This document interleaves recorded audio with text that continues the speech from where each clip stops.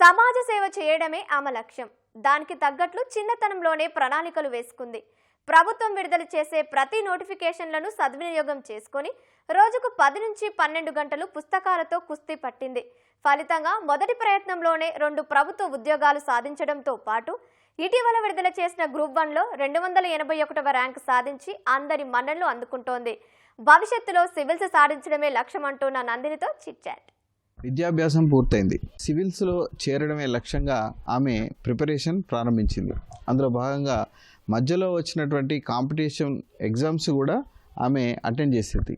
ఈ క్రమంలో ఆమె అటెండ్ చేసినటువంటి ప్రతి పోటీ పరీక్షలో ర్యాంకు సాధించడంతో పాటు ఉద్యోగం సాధించింది. దాంతోపాటు తాజాగా వచ్చినటువంటి గ్రూప్ 1 ఫలితాల్లో రాష్ట్ర వ్యాప్తంగా 281 ర్యాంకు సాధించి ఆమె సత్తా చాటింది. ఆమె మహబూబ్ నగర్ జిల్లా కేంద్రానికి చెందినటువంటి నందిని. ప్రస్తుతం నందిని మనతో పాటు ఉన్నారు. ఆమె గ్రూప్ 1కి ఎలా ప్రిపేర్ అయ్యారు, ఎలా సాధించారు, ఈ వివరాలు ఆమె మనతో పంచుకొని ఉన్నారు. హాయ్ నందిని, ఇప్పటివరకు ఏమేమి పోటీ పరీక్షలు రాశారు, ఏమేమి సాధించారు, ఇప్పుడు గ్రూప్ 1లో మీ ర్యాంక్ ఏంటి? మొదటిగా గురుకుల టీజీటీ ఎగ్జామ్ రాశాను. ఆ రిజల్ట్ వచ్చిందాడి జ్యోతిబా ఫూలే గురుకుల పాఠశాలలో చేరాను. దాని తర్వాత గ్రూప్ 4 ఉద్యోగం వచ్చాక కమర్షియల్ ట్యాక్స్ ఆఫీస్లో జూనియర్ అసిస్టెంట్గా విధులు నిర్వహిస్తున్నాను. ఇప్పుడు తాజాగా గ్రూప్ 1 ఫలితాల్లో 281 ర్యాంక్ వచ్చింది. జోనల్ మల్టీ జోన్ 2లో 152వ ర్యాంక్ వచ్చింది. ఏదో ఒక పోస్ట్ గ్రూప్ 1 ఆఫీసర్గా రాబోతుందని నాకు ఆశ ఉంది. 10th నుంచి మీరు ఇప్పుడు ఈ పోటీ పరీక్షలు ఉద్యోగాలు వచ్చేంత వరకు ఏ చదువులు చదివారు, ఎక్కడెక్కడ చదివారు? 4th క్లాస్ వరకు నాది తెలుగు మీడియం, ఊరు దగ్గరనే చదువుకున్నాను, కొత్తపల్లి నారంపేట డిస్టిక్. తర్వాత ఇక్కడ మహబూబ్నగర్ షిఫ్ట్ అయ్యి 10th వరకు శిశు వికాస్ గ్రామర్ స్కూల్లో చదువుకున్నాను. ఇంటర్ హైదరాబాద్లో, తర్వాత డిగ్రీ కోటి ఉమెన్స్ కాలేజ్లో చేశాను. కోటి ఉమెన్స్ కాలేజ్లో కంప్యూటర్ సైన్స్ చేశాను. దాని తర్వాత ఇక్కడ సెయింట్ మేరీస్ కాలేజ్లో బీఈడీ పూర్తి చేశాను. దాని తర్వాతే పోటీ పరీక్షలకు సన్నద్ధమయ్యాను. సో ఎందుకంటే పోటీ పరీక్షలకు ఎందుకు వెళ్లాల్సి వచ్చింది? మొదటి నుంచి సివిల్స్ ఇటు సమాజ సేవ చేయాలన్నట్టే ఉంటుండే. కాబట్టి ఫస్ట్ ఏదో ఒక ఉద్యోగం సాధించి దాని తర్వాత మళ్ళీ సివిల్స్కి ప్రిపేర్ అవ్వచ్చు అన్న థాట్తోనే నేను ఏ ఎగ్జామ్ వచ్చినా అటెంప్ట్ ఇవ్వాలని నిర్ణయించుకున్నాను. ఇప్పుడు ఈ గ్రూప్ 1 వరకు ఈ ఉద్యోగ ప్రస్థానం అనేది ఎట్లా సాగి? ఫస్ట్గా నేను గురుకుల ఎగ్జామే రాశాను. దాంట్లో మంచి మార్క్స్తో జిల్లాలో మంచి ర్యాంక్తోనే దగ్గరలోనే భూత్పూర్ పాఠశాలలో చేరాను. దాని తర్వాత గ్రూప్ 4లో డిస్ట్రిక్ట్ 7th ర్యాంక్ వచ్చింది. డిస్ట్రిక్ట్ 7th ర్యాంక్, విమెన్లో డిస్ట్రిక్ట్ 1st ర్యాంక్ వచ్చింది. గురుకుల తర్వాత మళ్ళీ ప్రిపరేషన్ కొంచెం నాకు ఈజీ అవుతుందనే ఉద్దేశంతో గ్రూప్ 4లో మొన్న డిసెంబర్లో జాయిన్ అయ్యాను. ఇక్కడనే కమర్షియల్ ట్యాక్స్ ఆఫీస్ మహబూబ్ నగర్లో. తర్వాత గ్రూప్ 2, గ్రూప్ 3, గ్రూప్ 1 అన్నీ అటెంప్ట్ చేశాను. గ్రూప్ 1లో 281 ర్యాంకుతో 467 మార్క్స్తో వచ్చింది.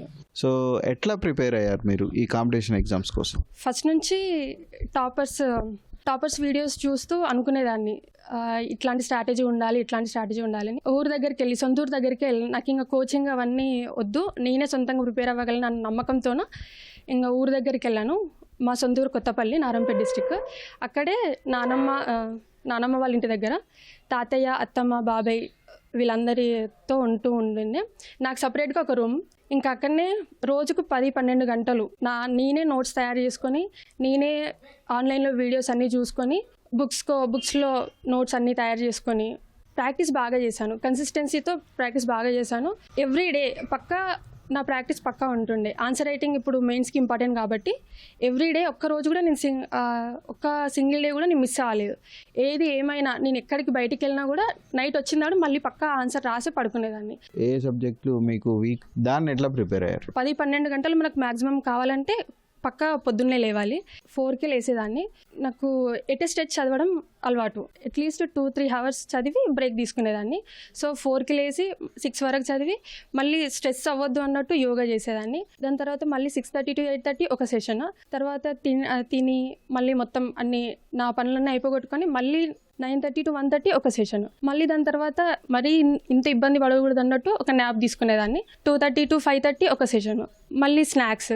దాని తర్వాత 7:30 to 8:30 ఒక సెషన్. నైట్ మళ్ళీ ఇదంతా చదివిన దానికి ఒకసారి నాకు రివైజ్ ఉండాలన్నట్టు మొత్తం పొద్దు నుంచి చదివిందంతా ఒకసారి రివైజ్ కోసం మళ్ళీ ఒక సెషన్ ఉంటుండే 11 వరకు అట్లా. పొద్దున్నే మార్నింగ్ సెషన్ మాత్రం నేను హార్డ్ టాపిక్తోనే స్టార్ట్ చేస్తుండే. అంటే నేను అది అయిపోగొడితే నాకు ఆ రోజు ఒక బూస్ట్ వస్తుండే అనమాట. పక్క ఆన్సర్ రైటింగ్ పొద్దున్నే చేస్తుండే. ఆన్సర్ రైటింగ్ నాకు కొంచెం ఇది ఈ రోజు అయిపోగొట్టాలి అన్న టాస్క్ ఒకటి ఉంటుండే. సో ఆన్సర్ రైటింగ్ ఫస్ట్ పొద్దున్న లేవగానే నైటే 2 ఆన్సర్స్ 2 క్వశ్చన్స్ పెట్టుకొని పొద్దున్న లేవగానే ఆ ఆన్సర్స్ రాసి అదొక బూస్ట్ నాకు నెక్స్ట్ డే అంతా చేయడానికి. అయితే ఒకటే సబ్జెక్ట్ నేను రోజంతా చదివేదాన్ని కాదు, అట్లీస్ట్ 3 సబ్జెక్ట్స్ సెషన్స్లో చదివేదాన్ని. అట్లా చదివితేనే నాకు ప్రతి దాని మీద అవగాహన వస్తుంది, ఎస్ఏ రైటింగ్లో కూడా నాకు యూజ్ అవుతుంది అన్నట్టు చదివేదాన్ని. ఇట్లా ఎవ్రీ వీక్లో 5 డేస్ ఇట్లా చదివి మళ్ళీ 1 వీక్ మాత్రం మొత్తం రివైజ్ చేసి టెస్ట్లు ఇచ్చేదాన్ని. ఇప్పుడు గ్రూప్ 1కి వచ్చే వరకు ఎస్ఏ రైటింగ్ ఎవ్రీ సాటర్డే నేను పక్కా ఎస్ఏ రైటింగ్ రాస్తుండే. Indian subjects GS, polity, society ఇవన్నీ నేను సివిల్స్ టాపర్ కాపీస్ పక్క అన్నీ చూసి అవి ప్రాక్టీస్ చేసి వాళ్ళు ఎట్లా రాస్తున్నారు, వాళ్ళ దాంట్లో కీవర్డ్స్ ఎట్లున్నాయి అవన్నీ చూసి మళ్ళీ నేను కూడా అవి రెప్లికేట్ చేసేదాన్ని. ఆ నోట్స్ రాసుకునేదాన్ని, అట్లే రెప్లికేట్ చేసేదాన్ని. ఇంకా తెలంగాణకి మనకు అంత సోర్స్ లేదు కాబట్టి నేనే ఈ ChatGPT ఆన్లైన్లో అవన్నీ చూసి మళ్ళీ నోట్స్ రాసుకొని చూసుకుంటుండే ఎట్లా రాస్తున్నా, క్వశ్చన్కి నేను తగ్గట్టుగా డిమాండ్కి తగ్గట్టుగా రాస్తున్నానా లేదా అట్లా అన్నట్టు చూస్తుండే. గ్రూప్ 1 కోసం సిద్ధమయ్యేటువంటి అభ్యర్థులకు మీరు ఏం సూచనలు ఇస్తారు? ప్రధానమైనటువంటి సూచనలు ఏంటి? గ్రూప్ 1 వాళ్ళకైతే ఫస్ట్ సూచన నాది మెయిన్స్ ఆన్సర్ రైటింగ్. అందరికీ ప్రిలిమ్స్ ఈజీగానే క్వాలిఫై అవుతుంది. అంటే మీరు గ్రూప్ 1 ఏం పెట్టుకున్నారంటే ప్రిలిమ్స్ ఈజీగానే క్వాలిఫై అవుతుంది. అందరికీ తడబడేది ఎక్కడ అంటే mains answer writing. Mains answer writing మీరు ఎప్పుడు ఒక ఫ్లోలో రాయగలుగుతారంటే ఆ కన్సిస్టెన్సీ ఉండాలి. మీరు ఎప్పుడు ఏ క్వశ్చన్ ఇచ్చినా అది అనలైజ్ చేయాలి, మల్టీ డైమెన్షన్లో అనలైజ్ చేయాలి. ముఖ్యంగా స్టేట్ ఎగ్జామ్స్ ఇవన్నీ ఎప్పుడు వస్తాయో తెలీదు, వచ్చి మళ్ళీ ఎన్ని రోజులు అవుతాయో తెలియదు ఈ ప్రక్రియ అంతా. కాబట్టి అన్ని రోజులు మీరు సస్టైన్ అవ్వగలిగేటంత ఆ ఓపిక, మీరు ఆ టైం ఇన్వెస్ట్ చేయగలిగేంత ఓపిక మీలో ఉంటే ఏదైనా సాధ్యమే. ఇది నందిని చెప్తున్నారు. గ్రూప్ 1 ఆఫీసర్గా త్వరలో జాయిన్ కాబోతున్నటువంటి ఆమె సివిల్సే తన లక్ష్యం అని చెప్తున్నారు. పోటీ పరీక్షల కోసం సన్నద్ధమయ్యేటువంటి యువత అంతా కూడా ఓపికను కోల్పోకుండా, సహనాన్ని కోల్పోకుండా ఏ లక్ష్యం కోసం అయితే మీరు పరీక్షకు సన్నద్ధమవుతున్నారో దానికి సంబంధించినటువంటి సిలబస్ ప్రిపరేషన్, టైం టేబుల్ ఇవన్నీ కూడా సరైనటువంటి దిశలో ఉండే విధంగా ప్రయత్నం చేయాలని చెప్తున్నారు. కెమెరామెన్ శ్రీనివాస్తో స్వామి కిరణ్, ఈటీవీ న్యూస్, మహబూబ్ నగర్.